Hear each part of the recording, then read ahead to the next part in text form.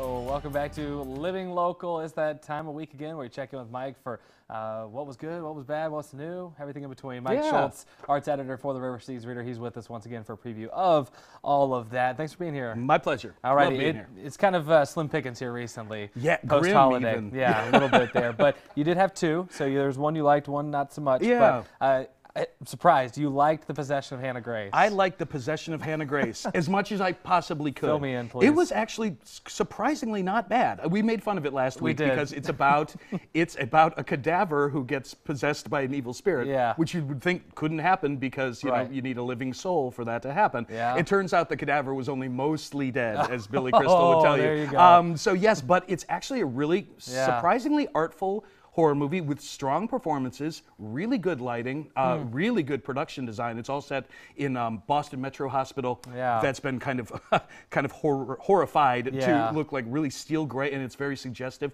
very shadowy.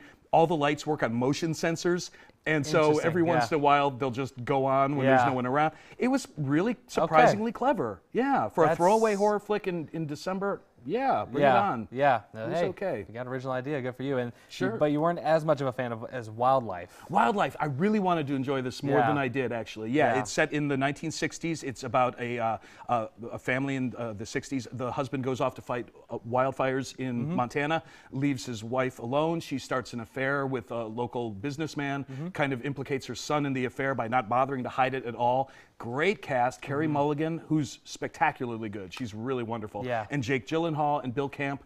The problem was it's really kind of overly artfully designed. Everything looks like a tableau. Everything looks like a painting, which is good in its own way, but not great for drama necessarily. And so it feels a little bit stilted. And the lead, it's really seen through the teenage son's eyes. And while he's fine, there's really nothing going on in his face. And so exactly. And so it's a drama without drama, so to speak. Carey Mulligan's wonderful, though. She's great. So, all right. Well. Possession of Hannah Grace, I liked more. Okay. Go figure. Hey, we'll take it. All righty. And again, slim pickings this week. Nothing really new other than the reshowing of Schindler's List opening in Davenport. Schindler's List is back 25 years later. Yes, but that's our only new option out there. So we got to go to Iowa City to the film scene where there are two new ones opening this weekend. First up is At Eternity's End, a Vincent van Gogh film. Indeed. It deals with the last couple of years in the life of Vincent van Gogh.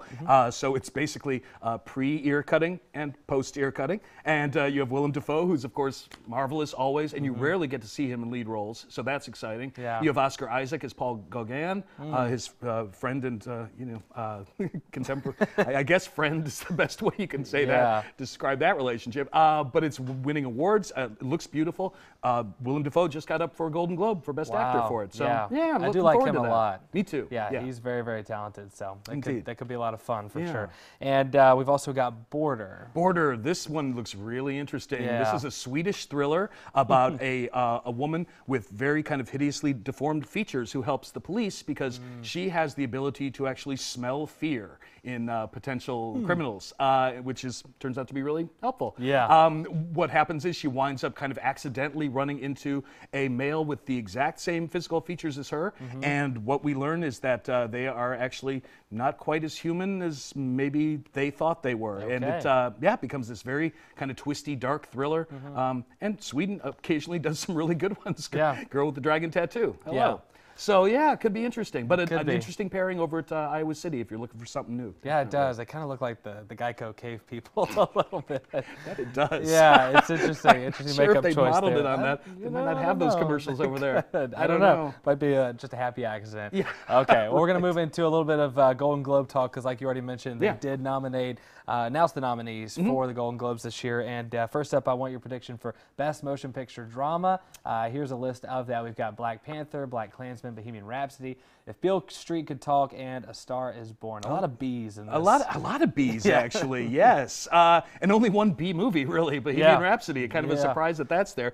Fun as that is, though, that movie's a blast. But I'm looking at that list. I'm thrilled about Black Panther and Black Klansman are both wonderful. Beale Street will be opening soon. But that's going to Star Is Born. I think so. That's got to be. I mean, I would hope so. I love that movie so much. I don't see the option aside from that. So, interesting. Huge hit, really well done. You think you're going there? Yeah. Alrighty. So, Best Actress in a Drama, we've got Glenn Close from The Wife, Lady Gaga from A Star Is Born, Nicole Kidman, Destroyer, Melissa McCarthy, Can You Ever Forgive Me, and Rosamund Pike in A Private War. Yeah, a couple of these I haven't seen. A Private War was here for about 5 minutes. Yeah. And so I missed it, unfortunately. And we're still waiting to see Nicole Kidman in Destroyer. Aside from that, 3 spectacular performances. The thing with the Golden Globes, though, they love their stars. They love the bigger the star, the better. I'm thinking that's a Lady Gaga win. Okay. She already won, actually, for American Horror Story a few years back. In her first season for that. That might be an Oscar for Glenn Close because she'll be going on her 7th nomination, if nominated. She's never won. She's been nominated for the last, started in 1982. Yeah. So, yeah. I could see that, I think too. Lady Gaga gets that Globe. Yeah, for alrighty. sure. Yeah. And Best Actor, Bradley Cooper, Star Is Born nominated. Willem Dafoe, At Eternity's Gate.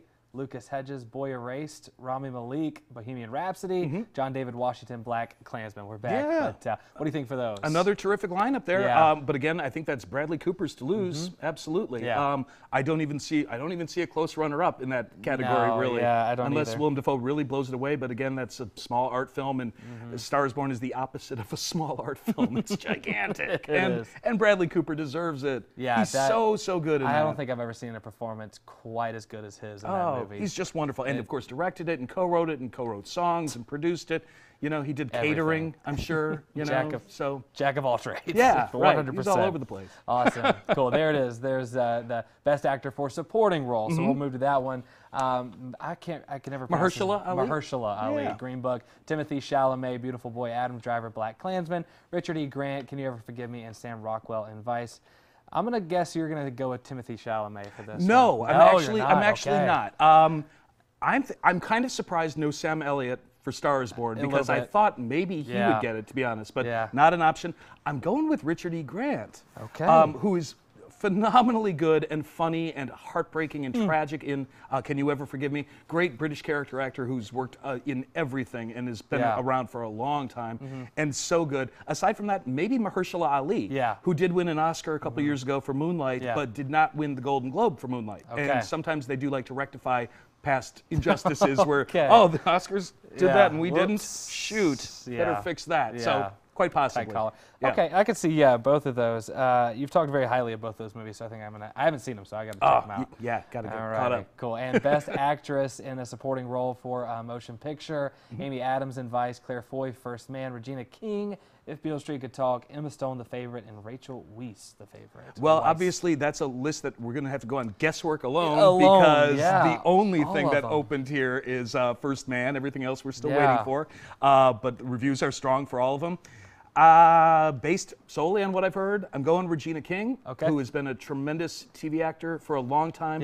It's been great in movies ever since Jerry Maguire, so she's been around for a while. Also nominated for 2 Golden Globes. Well, also for a lead actress in a miniseries or movie, and Amy Adams also nominated for miniseries and movie as well. So they're pairing off against each other. I think Regina King gets supporting actress. I think Amy Adams gets lead for a movie. All right, it'll be interesting to see for sure. We'll find out. Always love seeing who was nominated at least. Me too. It's a fun one. Awesome. Well, thanks for being here with us this morning. And again, the new movies coming out this week are both at FilmScene in Iowa City, but At Eternity's Gate and Border. And you can read Mike's movie reviews inside the latest reader on stands everywhere and online at rcreader.com.